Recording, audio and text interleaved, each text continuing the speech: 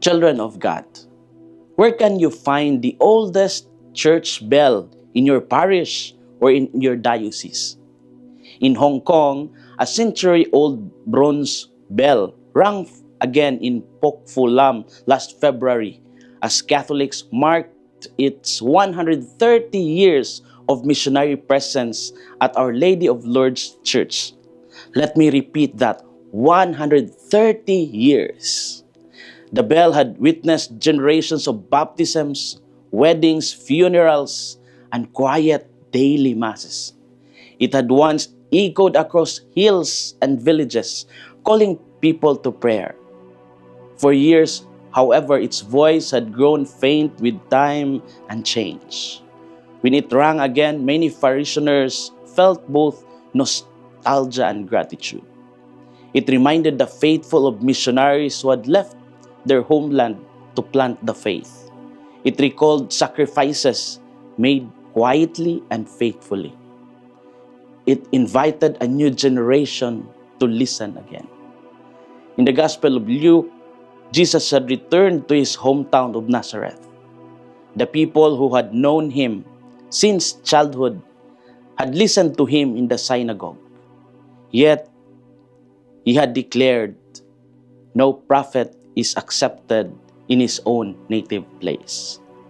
Hearing him, they had been filled with fury. They had driven him out of the town and led him on the brow of a hill to throw him down. But he had passed through the midst of them and went away. The hometown that heard his voice had refused his message. What are our inspirations for today? First, familiarity breeds contempt. The people of Nazareth had known Jesus as the carpenter's son. They had heard his voice before in ordinary conversations.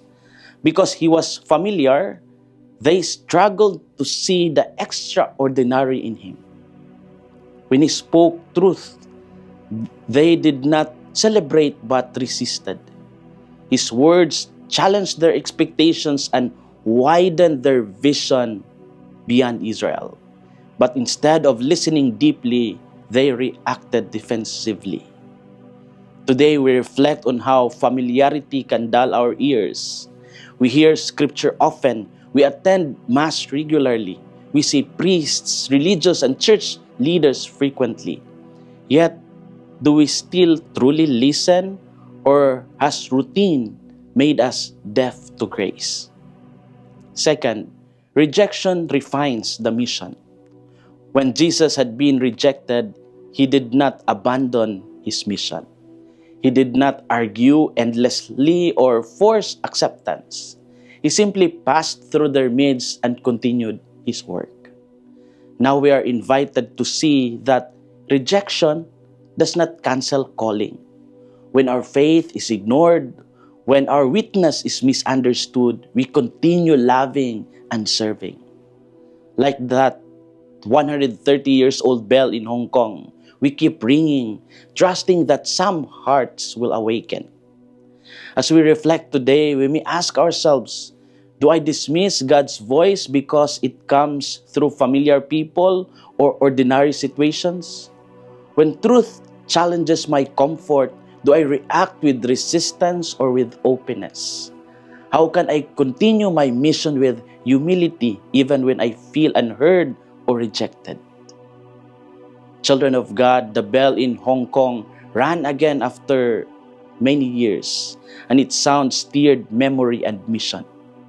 The people of Nazareth heard the living word, yet chose anger and mistrust. One sound awakened gratitude, the other provoked rejection. The difference lay not in the message, but in the listening heart. God continues to ring His call in our lives through scripture, community, daily events. Sometimes His voice comes from places we least expect. Sometimes it comes from people we think we already know too well. This Lent, we choose to listen beyond familiarity. We allow God's word to disturb us and enlarge us. we become bells ourselves, sounding mercy and truth in our communities. This is Father Felmar, SVD, your Good News caster from Radio Veritas Asia, the voice of Asian Christianity, and may the Almighty God bless you, the Father, the Son, and the Holy Spirit. Amen.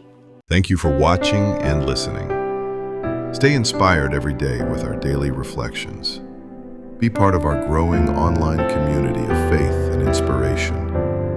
Don't miss a single reflection. Follow us on our social media platforms